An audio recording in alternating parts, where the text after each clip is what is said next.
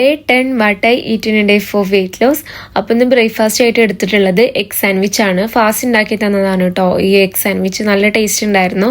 ഇന്ന് ഞാൻ എണീക്കാൻ കുറച്ച് ലേറ്റ് ആയിട്ടുണ്ടായിരുന്നു. അപ്പം എന്നോട് പറഞ്ഞു ഞാൻ ഹെൽപ്പ് ചെയ്യാമെന്ന് പറഞ്ഞിട്ട് എനിക്ക് ടിഫിനൊക്കെ പാക്ക് ചെയ്ത് തന്നു.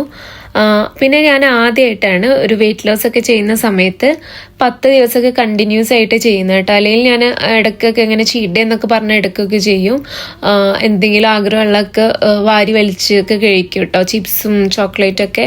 പക്ഷെ ഇതിലെനിക്ക് അങ്ങനത്തെ ഒരു ക്രേവിങ്സോ കാര്യങ്ങളോ ഒന്നും തോന്നിയിട്ടില്ല. എനിക്കറിയില്ല അതെന്തുകൊണ്ടാണ്. ഞാൻ ഒന്നും കൂടി പ്രോട്ടീനും ഫൈബറും ഒക്കെ അടങ്ങിയിട്ട് ഒരു ബാലൻസ്ഡ് മീൽ കഴിക്കുന്നതുകൊണ്ടാണോ, പിന്നെ എനിക്ക് കൂടുതൽ ഇഷ്ടം ഈ നമ്മുടെ സാധാ ചോറും കറി ഇതൊക്കെ കഴിക്കാൻ. അപ്പോൾ ഞാനതൊക്കെ കഴിക്കുന്നുണ്ട്.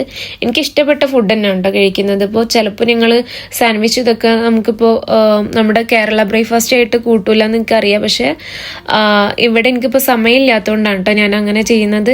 ഇപ്പോൾ ഓഫുള്ള ദിവസമൊക്കെ ആണെങ്കിൽ ഞാൻ നമ്മുടെ ബ്രേക്ക്ഫാസ്റ്റ് ഒക്കെ തന്നെയാണ് കഴിക്കാറ്. അപ്പോൾ ഇന്ന് ലഞ്ചിന് ഞാൻ എടുത്തിട്ടുള്ളത് നമ്മുടെ മട്ടരിയുടെ ചോറും എഗ് ബുർജിയും ബീഫും ഒക്കെ തന്നെയാണ്. ഇന്നലെ എടുത്ത അതേ സാധനം തന്നെ ഒന്നും എടുത്തിട്ടുള്ളത്. പിന്നെ ഇന്നൊരു വെജിറ്റബിൾ ആയിട്ട് ബ്രൊക്കോളി സ്റ്റീം ചെയ്തത് എടുത്തിട്ടുണ്ട്. പിന്നെ വൈകുന്നേരം ഞാൻ ഒരു ഫ്രൂട്ടാണ് എടുത്തിട്ടുള്ളത്, നമ്മുടെ കാക്കിപ്പഴം പെർസിമൺ ഫ്രൂട്ടാണ് എടുത്തിട്ടുള്ളത്. ജിമ്മിന് പോയിട്ടുണ്ടായിരുന്നില്ല കേട്ടോ. ഇന്ന് കുറച്ച് ടയേർഡായിരുന്നു. അപ്പോൾ അതുകൊണ്ട് ജിമ്മിന് പോയിട്ടില്ല. അപ്പോൾ ഇത്രയൊക്കെയാണ് ഞാൻ ഇന്ന് കഴിച്ചിട്ടുള്ളത് കേട്ടോ.